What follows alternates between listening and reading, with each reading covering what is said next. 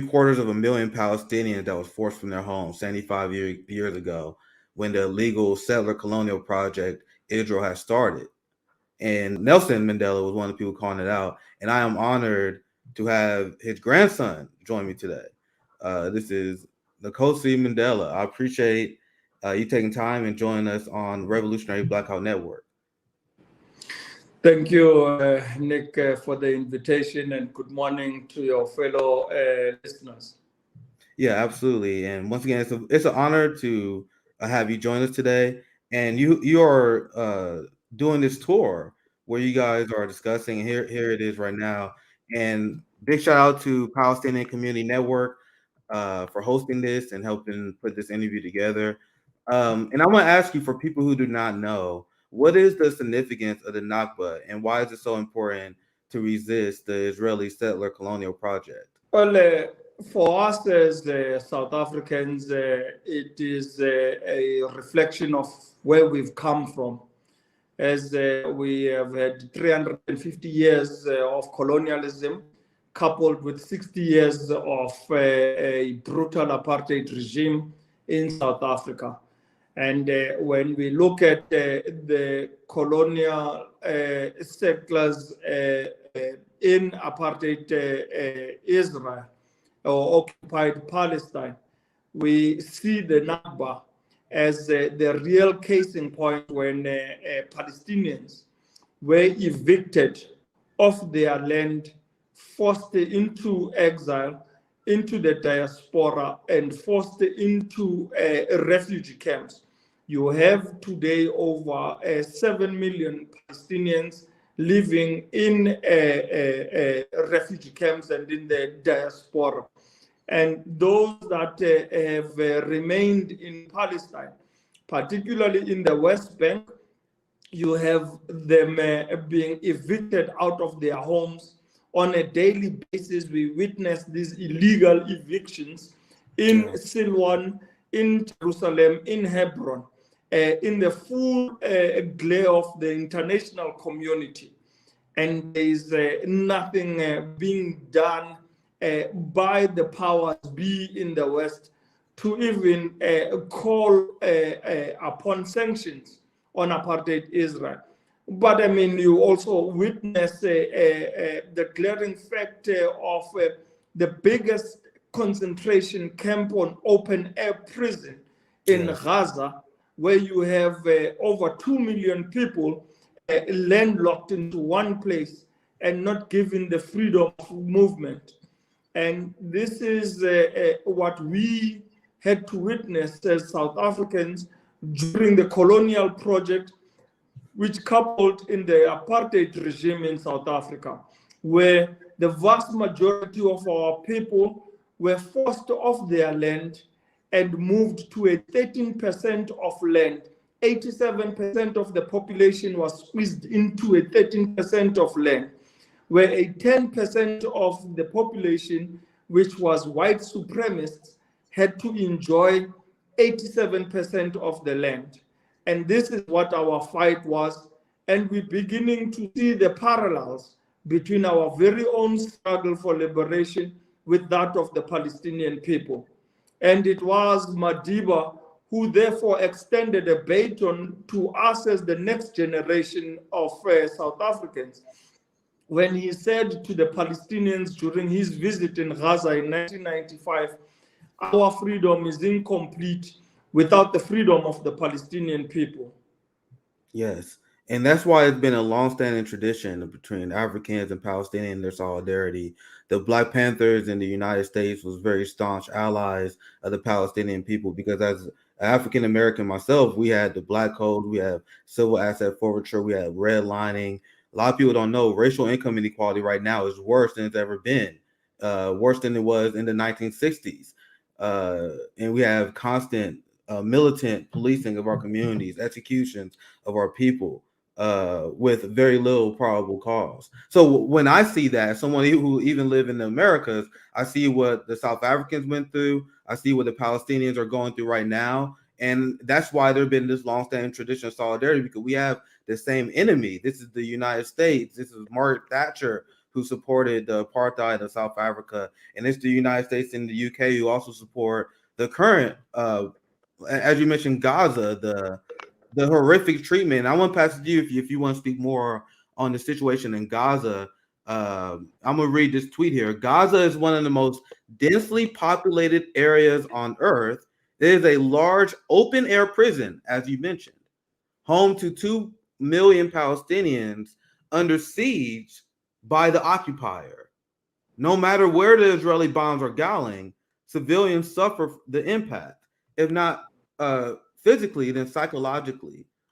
And there were studies that showed that Palestinian children, toddlers, they go through immense trauma hearing the bombs, constantly flinching, and that is having a long-term impact on how children are developing there. It just what they are doing is a tragedy. Do you want to speak on the crimes that they are committing in Gaza? And also, we can speak here soon on the recent rise of the insane Naftali Bennett far right party in Israel that's continuing the genocide of Palestinian people. But is there anything else you want to share on how Israel is treating Gaza and their assaults on the Palestinian people? I think it's a history repeating itself over and over. You've spoken about the Black Panther and also the civil rights activists in America and what they had to experience during their time, what we as Africans had to experience within our time. The story is the same in Latin America. You're seeing it in occupied Palestine today. And this is why we as South Africans always, when we celebrate the freedom we have today, we have yourselves as African American and as civil rights activists in America who stood side by side with us in our struggle for liberation. And yet administrations in the US government supported apartheid regime right to the hilt. In the peak of apartheid in 1985-88, it was the Ronald Reagan administrations that were supporting apartheid regime. And therefore, what we witness in Gaza today is no different than the pain and the atrocities that we've all had to experience. On a daily basis, children in Gaza are bombed, are shot, are killed. As young as 8-month-old babies are being murdered by the apartheid regime. The apartheid regime in Israel is arresting kids. Just if you look at the numbers since the beginning of the year, to date, almost 90 Palestinians have been killed by the apartheid regime. The majority, at least about a quarter of that, 30% of those have been children. And this is what the brutal apartheid regime is trying to end. When you want to cut off an entire people, you target its children and you eliminate its youth so that there would not be any succession for the generations to come. And for us, what we see happening in Gaza today has to waken all of us right across the globe to be alert and awake to the challenges that the Palestinians are experiencing. And we have made a global call to Palestinians, first and foremost, to align and work together across partisan lines and also across all civil society groups, which we have been very happy to see BDS Palestine emerge and beginning to unite all civil society under one umbrella. For us as South Africans to be able to wage an effective campaign against the brutal apartheid regime, it was only when we set our partisan ways aside, seeing each other as the African National Congress or the Pan-African Congress, that we came together under one umbrella, united as the United Democratic Front, that we were able to mobilize the masses right across the landscape of our country to have an effective campaign. And this is why we say to Palestinians today, they need to come together from all across the landscape of occupied Palestine and champions campaigns that will ensure that they are able to win this fight. But also, we are looking into the Arab League of Nations, into the African continent and the EU and the West in the United States of America. And this is why I'm embarking on this tour in the US to mobilize support for the Palestinian cause.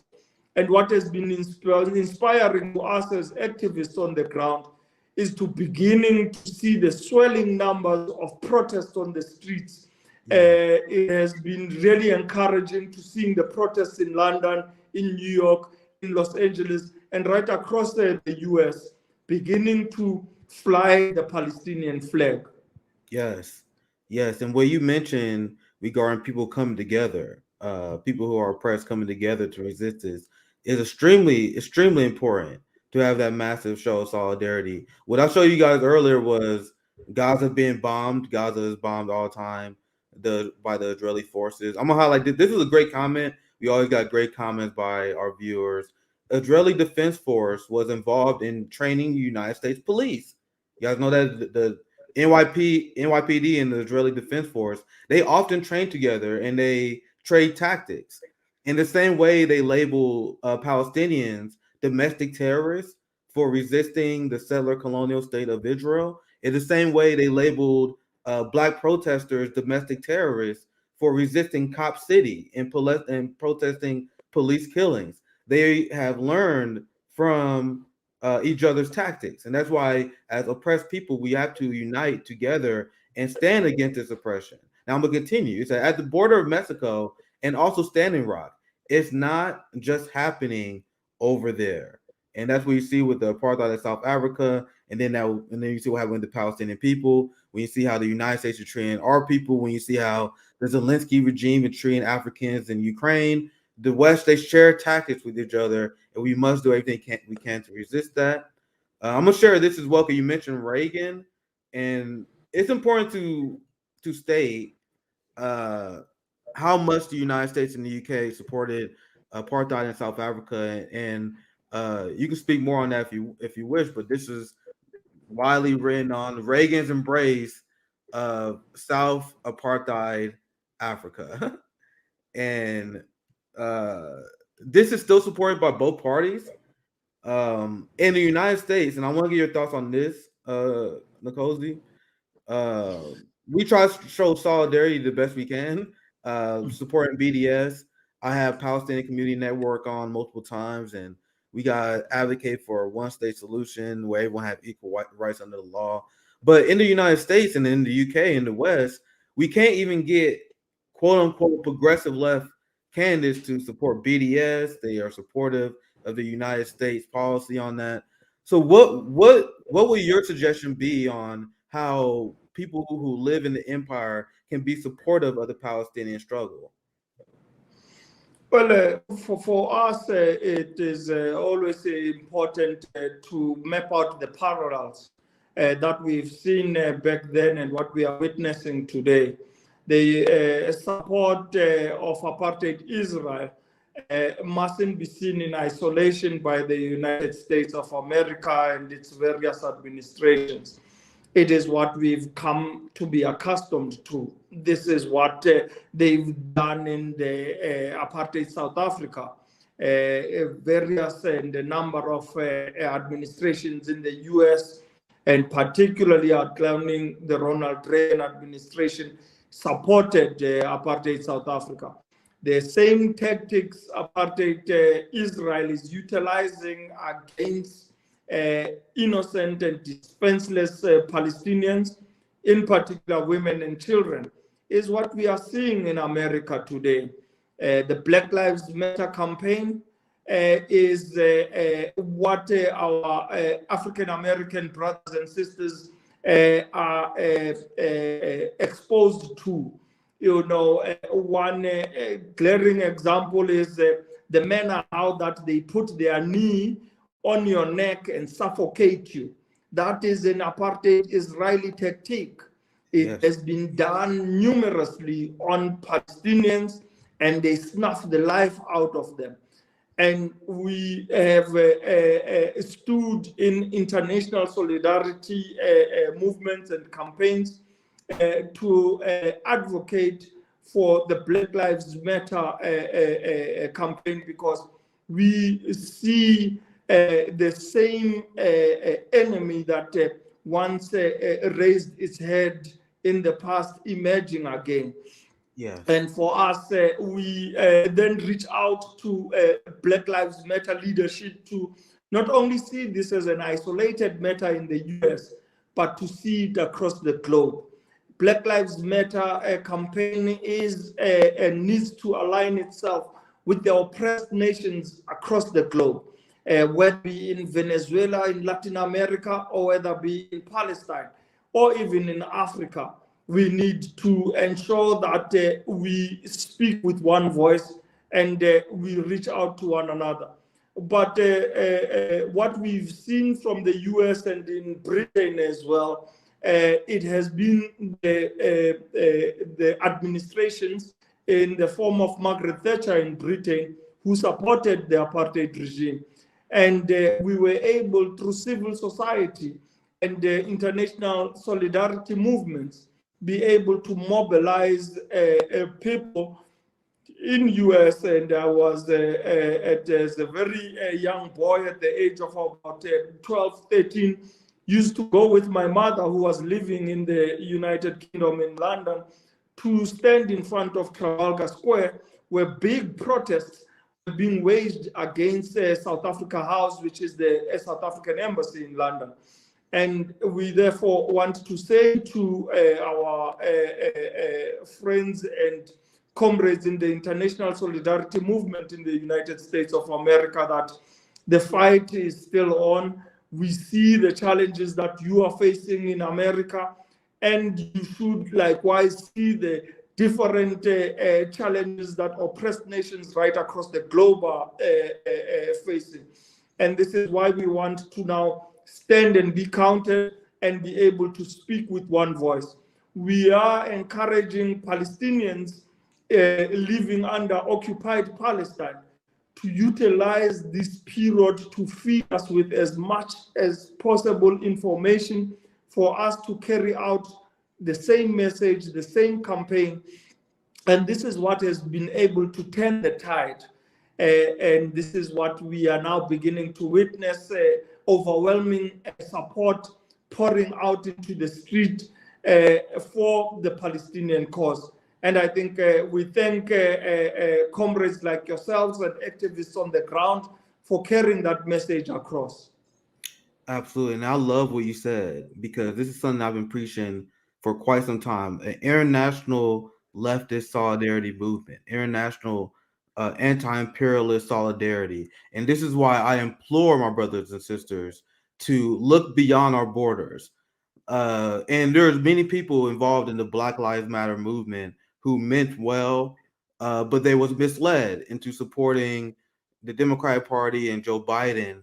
When we say Black Lives Matter, we got to talk about all Black lives.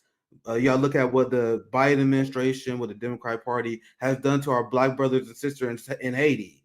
Look at what they did to our Black brothers in Cuba. Look at what they're doing to the Venezuelans, as you mentioned as well. So we have to show solidarity with our brothers and sisters across the pond in other countries by not supporting these imperialist ghouls that commit atrocities in their countries. We cannot say, oh, well, that's another country, don't matter. No, this is very important, because they showed us the same solidarity. So we must show them solidarity. We must help them resist, support BDS, support any thing that we can do to support international struggles. People always ask me, why you cover foreign policy so much? Why is that your hard line? Why do you grill Marianne Williamson because she get foreign policy wrong? No, it's extremely important. Like, it's not something that you can just get wrong. You can't get the Israeli-Palestine settler project wrong. Like, this is, lives are on the line. Like, genocides are happening. States are committing massive violence against people. You have to get that correct, especially if you live in the empire.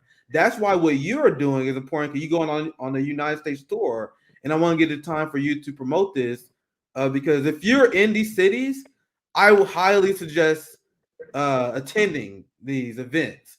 If you're in Milwaukee, Minneapolis, Cleveland, Orange County, California, San Francisco, Chicago, because you're in the United States speaking about the Nagba, speaking about international solidarity.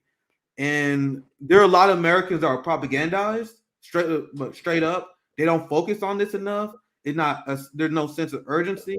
So it's extremely important that you're doing this tour and people can see the grandson of the late great Nelson Mandela speak on these very important issues. So do you want to speak more about this tour that you and the Palestinian Community Network is hosting? Yeah, thank you, Nick. I think for us, it's critical that whatever opportunity we get as a family, we continue to advocate the causes and the Palestinian struggle.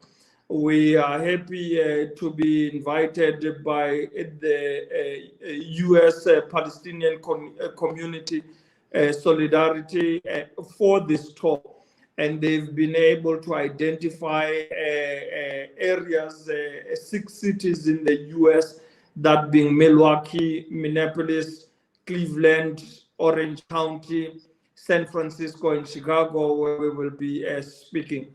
And I will be focusing on various topics in terms of what we want to put as our message out. One being the unity amongst Palestinians, first and foremost, internally into waging an effective campaign against their oppressors. Secondly, what we can do in support of the Palestinian cause as individuals and as a collective, but also to look at the frontline states in the region. It would be the Arab League of Nations, but we also want to look into the role that Africa, the EU, and the West can be able to play in support of the Palestinian struggle. We will be speaking about the boycott, divestment, and sanctions campaign, so that people know exactly what they can be able to do in support of the Palestinian cause. And it's simple things. During our time, we called for fruits coming out of South Africa. Any fresh produce coming out of South Africa must be boycotted in the international community. We were very happy to see dock workers in the harbors refusing to unpack fruits and fresh produce from apartheid South Africa. Palestinians are asking us today to boycott companies like Puma, who are supporting apartheid Israel and supporting the teams there. We are calling on artists and performers to withdraw from any concerts that are held in occupied Palestine. So these are the issues we will be speaking on. And unfortunately, Nick, I need to hop on to another interview. Yeah, absolutely. I appreciate your time. But I really look forward to coming to the US, and hopefully we'll see you and your fellow listeners out there in the cities that we will be visiting. Yeah, absolutely. I'm gonna pop you up. I know you have a very busy day, so thank you for your time. It was an honor speaking with you and your wisdom. Thank you, Nick. It was really great speaking to you, and we look forward to connecting when I'm that side.